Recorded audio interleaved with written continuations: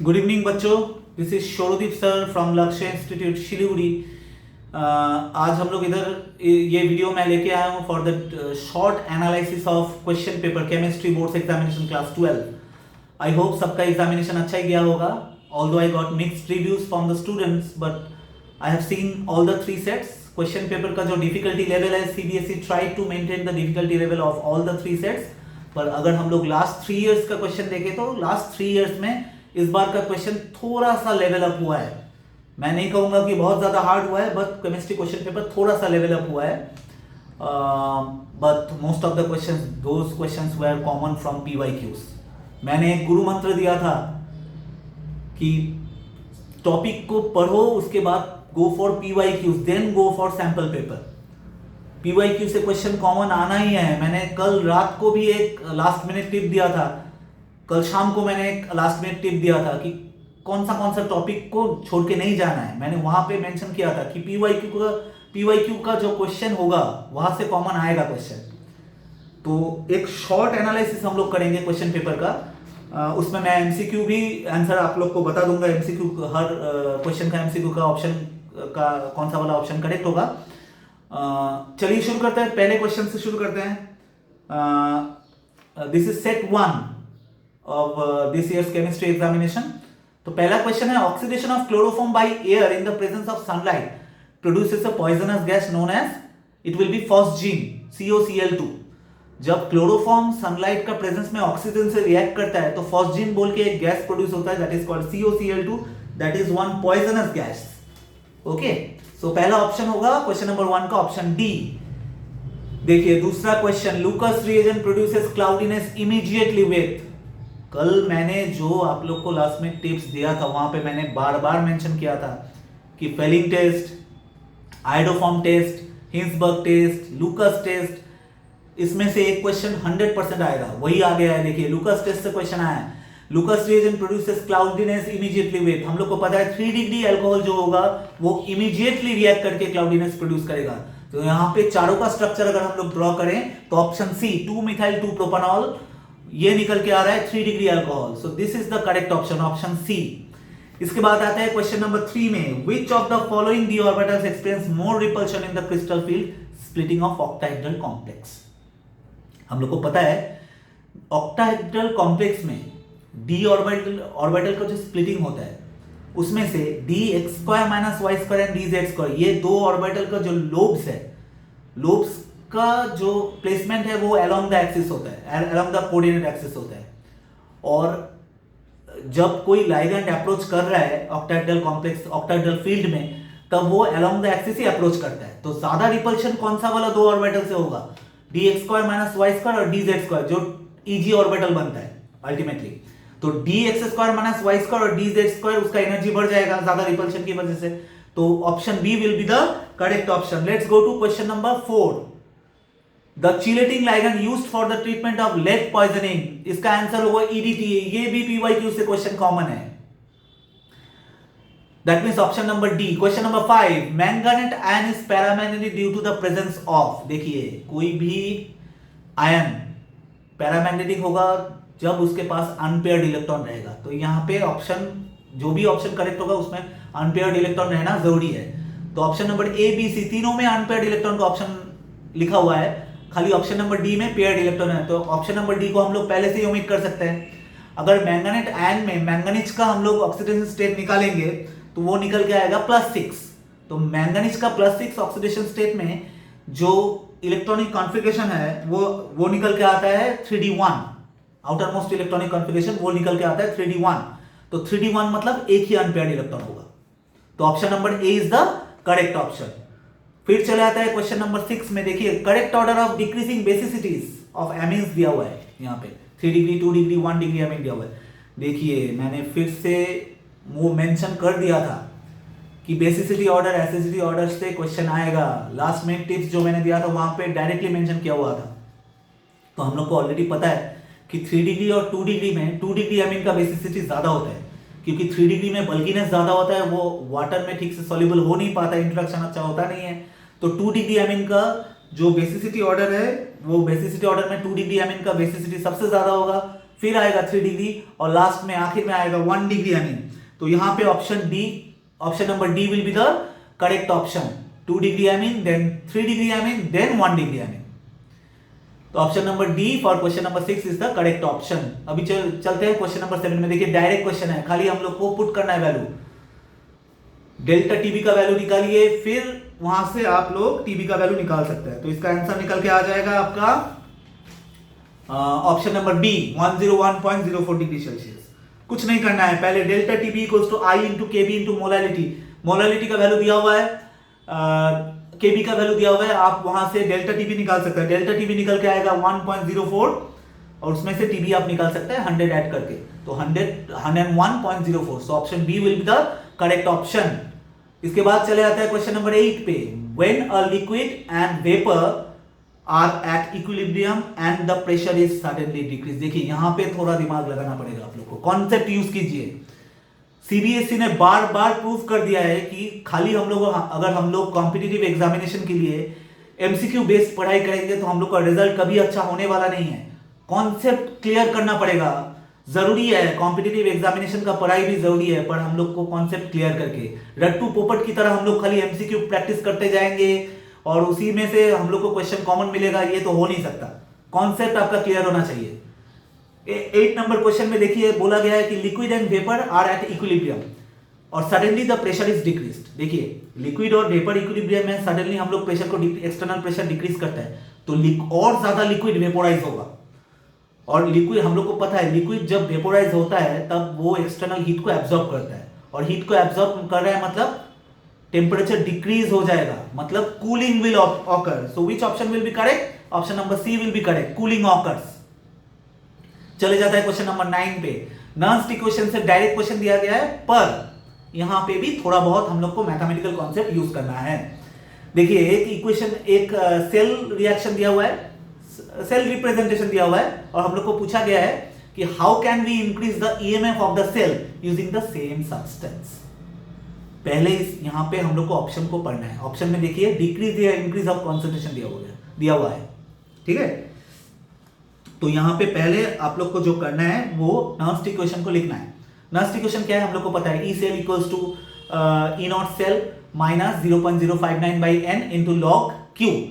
Q मतलब reaction quotient, Q मतलब product का जो आयन है उसका कॉन्सेंट्रेशन डिवाइडेड बाय रिएक्टेंट का आयन उसका कॉन्सेंट्रेशन। अभी प्रोडक्ट में क्या आ रहा है, Mg2+ आ रहा है, रिएक्टेंट में क्या आ रहा है, कॉपर 2+ आ रहा है, ठीक है। तो basically concentration of Mg2+ divided by concentration of Cu2+, this is called Q।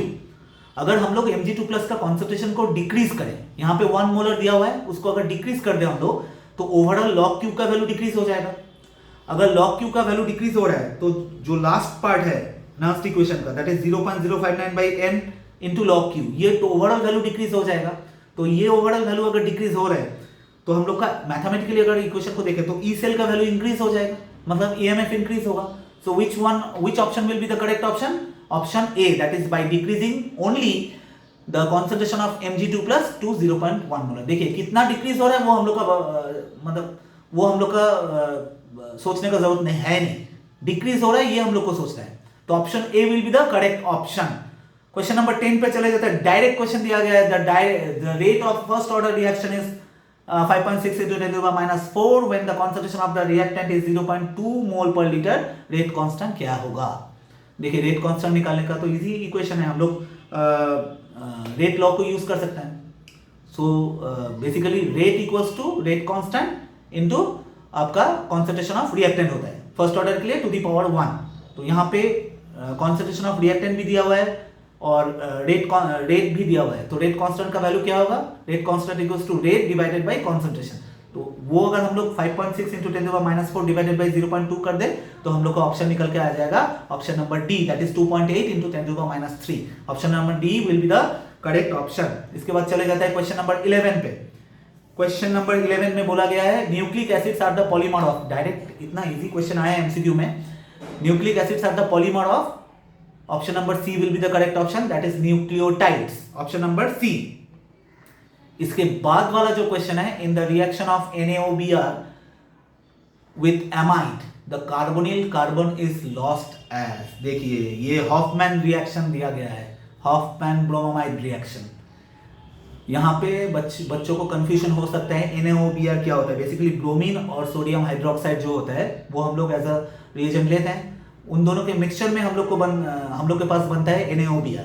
तो बेसिकली हॉफमैन ब्रोमाइड रिएक्शन। यहाँ पे कोई अगर एमाइड ले लेते हैं तो वहाँ पे C डबल बॉन्ड O जो कार्बोनिल कार्बन है वो तो रिमूव हो जाता है ना, this is called step down reaction, एक कार्बन लॉस हो जाता है। ये जो कार्बोनिल कार्बन है ये लॉस होकर क्या बनता है Na2CO3 सोडियम कार्बोनेट। तो सोडियम कार्बोनेट में कौन सा वाला आयन होता है, कार्बोनेट आयन CO3 2-। देखिए अगर आपको कॉन्सेप्ट नहीं पता इस रिएक्शन का, रिएक्शन खाली आप लोगों ने मेमोराइज कर लिया पर उसका कॉन्सेप्ट आपको पता नहीं है तो ये क्वेश्चन आंसर नहीं कर पाओगे, है ना। तो option number B will be the correct option. इसके बाद तो असर्शन रीजन क्वेश्चन है, उसका मैं आंसर बता दे रहा हूं। असर्शन रीजन में क्वेश्चन नंबर 13 जो होगा वो होगा option a, that means assertion and reason both are correct and reason is the correct explanation of assertion. Question number 14 जो है उसका ऑप्शन होगा c, that means assertion is correct and reason is incorrect. Question number 15 जो होगा उसका option होगा a, मतलब both are correct and reason is the correct explanation. Question number 16 में भी ऑप्शन होगा a, both are correct and reason is the correct explanation of assertion. मतलब 13, 15 और 16 तीनों का ऑप्शन ए होगा और क्वेश्चन नंबर 14 में ऑप्शन होगा सी। अभी बाकी क्वेश्चन अगर हम लोग एनालिसिस करें तो इसमें ज्यादातर क्वेश्चन इजी है, ये हम लोग का प्रेडिक्टेबल क्वेश्चन है। देखिए ऑर्गेनिक में अगर बच्चों को लगता है कि ऑर्गेनिक ज्यादा हार्ड आता है, पर ऑर्गेनिक क्वेश्चन ज्यादा हार्ड आया नहीं है। 2-3 क्वेश्चन हम लोग वीडियो को लंबा नहीं कर सकते, नहीं तो 2-3 क्वेश्चन को हम लोग एनालिसिस कर सकते हैं। जैसे क्वेश्चन नंबर 21 यहां पे देखिए, यहां पे क्वेश्चन नंबर 21 में रिएजेंट दिया हो गया है NaOH और H+। तो प्रोडक्ट में क्या बनने वाला है, मेजर प्रोडक्ट हम लोग को यहां पे सिलेक्ट करना है, ठीक है।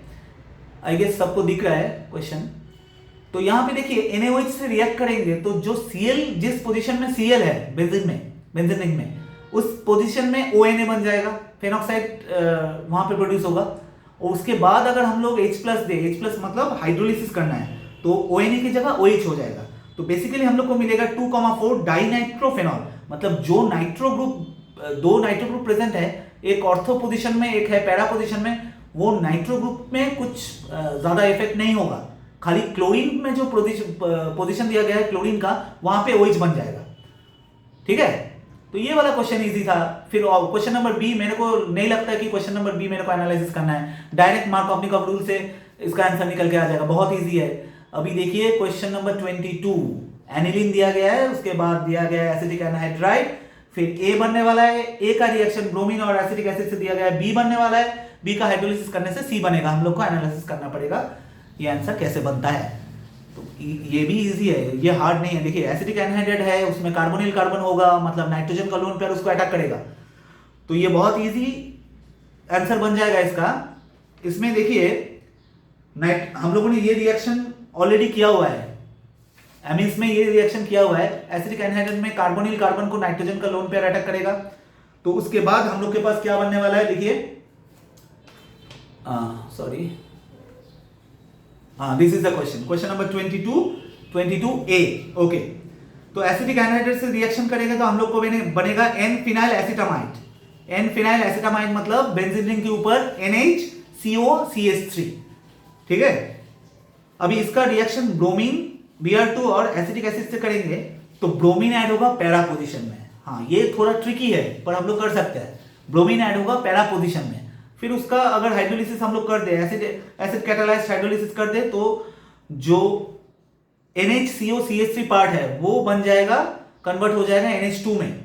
मतलब हम लोग को फाइनली मिलेगा 4 ब्रोमो और पैरा ब्रोमो N मिथाइल, हम लोग को फाइनल प्रोडक्ट चाहिए, फाइनल प्रोडक्ट बन जाएगा 4 bromo aniline, simply 4 bromo aniline और पैरा ब्रोमो एनिलीन। ये भी एनसीईआरटी से क्वेश्चन है, डायरेक्ट क्वेश्चन है। चलिए इसमें बी नंबर क्वेश्चन में चले जाता है। देखिए बी नंबर क्वेश्चन में बहुत इजी है। फर्स्ट स्टेप में जो है Fe और HCl दिया गया है, बहुत सारे स्टूडेंट लोग को समझ में नहीं आएगा कि Fe और HCl का काम क्या है।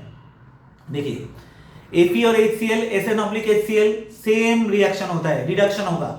मतलब हम लोग के पास जो NO2 ग्रुप है यहाँ पे सबस्ट्रेट में, जो NO2 पार्ट है वो NO2 पार्ट NH2 में कन्वर्ट हो जाएगा। उसके बाद हम लोग क्या कर रहे हैं, उसके बाद हम लोग ले रहे हैं NaNO2 एंड HCl, उससे डायजोनियम सॉल्ट बनेगा। जहां पे NO2 था वहां पे N2+Cl- बन जाएगा। उसके बाद H3PO2 से रिएक्ट करवाए तो क्या होगा, N2 प्लस Cl माइनस, वो वाला पार्टी रिमूव हो जाएगा। मतलब अल्टीमेटली हम लोग के पास क्या बन रहा है, अल्टीमेटली हम लोग के पास बन रहा है ये जो नाइट्रो ग्रुप है वो हट जाएगा, मतलब 2 ब्रोमोटोलुइन हम लोग के पास बन रहा है, या फिर ऑर्थो ब्रोमोटोलुइन। सो ये वाला बहुत इजी था।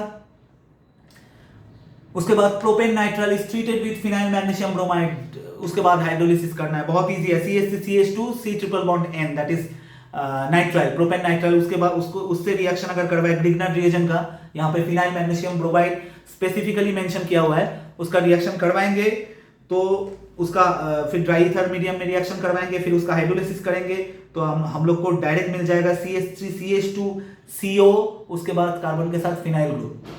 तो क्वेश्चन तो इजी है, ऑर्गेनिक पार्ट तो इजी आया है। फिर phthalic acid is treated with NH3 followed by heating, phthalimide synthesis दिया गया है, ये डायरेक्ट क्वेश्चन है। तो ज्यादा कुछ हार्ड इस क्वेश्चन में है नहीं, पर हम लोग बोल सकते हैं जैसे ये इस सेट में क्वेश्चन, सेट नंबर 1 है शायद, सेट में 24 नंबर क्वेश्चन, ये थोड़ा आउट ऑफ द बॉक्स है। जिन लोगों ने ठीक से डिटेल में नहीं पढ़ा होगा उन लोग को आंसर नहीं हो पाएगा। 25A डायरेक्ट क्वेश्चन है, ऐसा क्वेश्चन आता है तो प्रॉब्लम नहीं है। फिर how many geometrical isomers are possible, ये सब क्वेश्चन हम लोगों ने ऑलरेडी किया हुआ है, PYQ से कॉमन है। तो अल्टीमेटली मैं जो बोलना चाहता हूं कि जो लोग नेक्स्ट ईयर बोर्ड एग्जामिनेशन देंगे, जो लोग क्लास 11 में, जो स्टूडेंट बच्चे लोग क्लास 11 में हैं, उन लोग को मैं एक ही इंफॉर्मेशन देना चाहूंगा, एक ही सजेशन है कि आप लोग क्लास 12 के स्टार्टिंग से पढ़ाई कीजिए, क्योंकि CBSE जो अपना लेवल रेज कर रहा है, कंटिन्यूअसली लेवल अप कर रहा है क्वेश्चन पेपर का लेवल, तो उसको सॉल्व करने के लिए हम लोग को खाली कॉम्पिटिटिव लेवल का पढ़ाई करने से नहीं होने वाला। आप लोग को NCERT बेस्ड पढ़ाई करना है, और गुरु मंत्र फिर से सेम है, चैप्टर को पढ़िए, चैप्टर को समझिए, कॉन्सेप्ट क्लियर कीजिए, उसके बाद क्वेश्चन सॉल्व करना है PYQ से। 7-8 ईयर्स मिनिमम लास्ट 7 और 8 ईयर्स का PYQ सॉल्व कीजिए, उसके बाद सैंपल पेपर सॉल्व कीजिए। ये पेपर हार्ड नहीं आया है, पर कुछ बच्चे लोग वो बोल रहे हैं हार्ड हो सकता है ये पेपर उनके लिए हार्ड है। क्यों? क्योंकि उन लोगों ने पूरा साल पढ़ाई नहीं किया। लास्ट 1 महीना, लास्ट 10 दिन, लास्ट 8 दिन पढ़ाई करके कॉन्सेप्ट डेवलप नहीं हो पाएगा। चैप्टर रिवीजन करने में आप लोग का सब टाइम चला जा रहा है, तो आप लोग कैसे PYQ, इतना सारा PYQ का प्रीवियस ईयर का क्वेश्चन सॉल्व करेंगे, उसके बाद सैंपल पेपर कैसे करेंगे। मिक्स्ड रिव्यू है, मैंने पहले भी बोला है स्टूडेंट लोग से, मिक्स्ड रिव्यू है। जिन लोगों ने पढ़ाई किया वो लोग बोले सर क्वेश्चन कॉमन था, PYQ से कॉमन था, बहुत अच्छा एग्जाम गया है, इवन फिजिक्स से क्वेश्चन पेपर इजी है। फिजिक्स का जो आपका एग्जामिनेशन हुआ था उससे क्वेश्चन पेपर कंपैरेटिवली बहुत इजी है।